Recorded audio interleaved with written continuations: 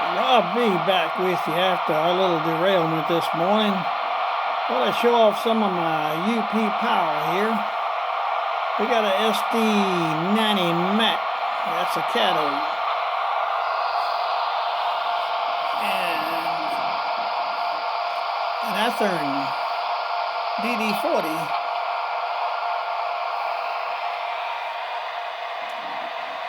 Athearn ES44-9.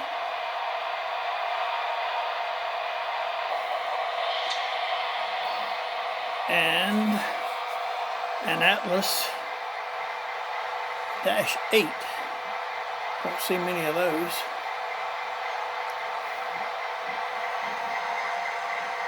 And that's a cathode.